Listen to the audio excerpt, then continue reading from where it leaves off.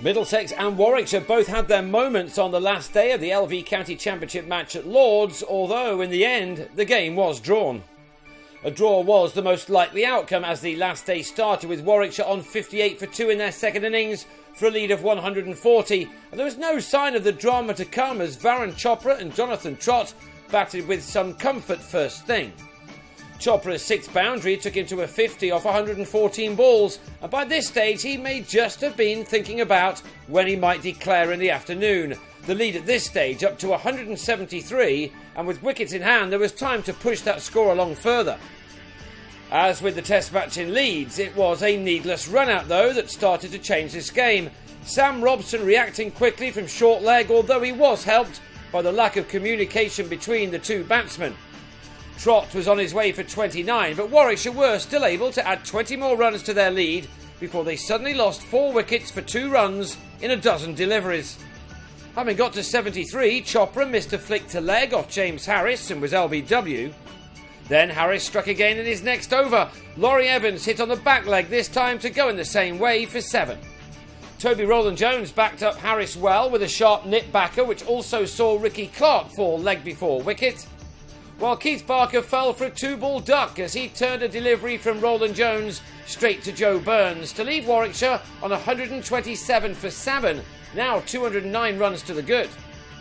More wickets now, and the championship leaders Middlesex would have been handily placed. Rowland-Jones came as close as he could to removing Tim Ambrose, who, having hurt himself there, was poleaxed after Rowland-Jones switched to the nursery end after lunch.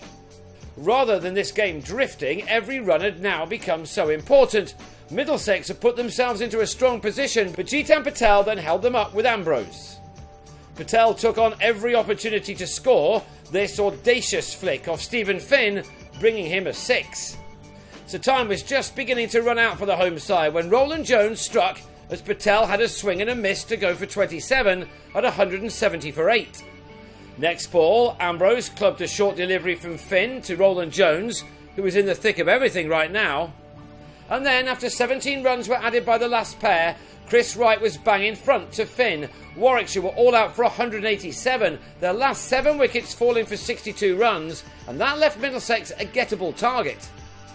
They had 54 overs remaining in the match to chase down 270 for their 4th win from 6 championship matches, and if they could get them, they would move 15 points clear at the top of the table, while sending Warwickshire to their 2nd successive defeat.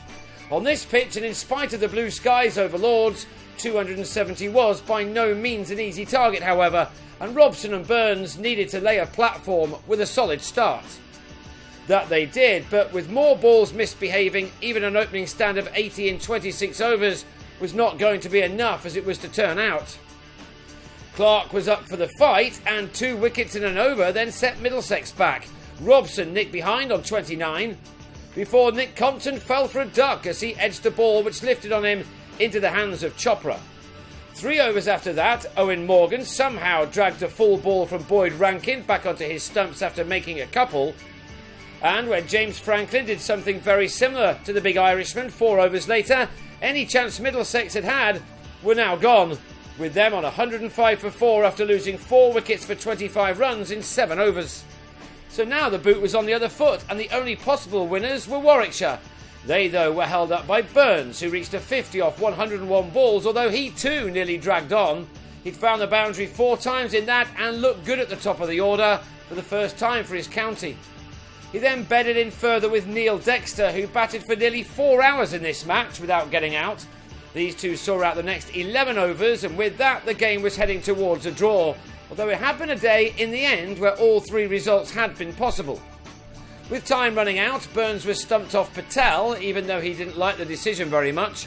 Burns left with 72 runs to his name, and 15 minutes later the captain shook hands on the draw. The 10 points accrued by Middlesex was enough to have them back at the top of the championship table, 4 points clear of 2nd place Durham and 14 clear of 3rd place Warwickshire, who picked up 11 from this encounter.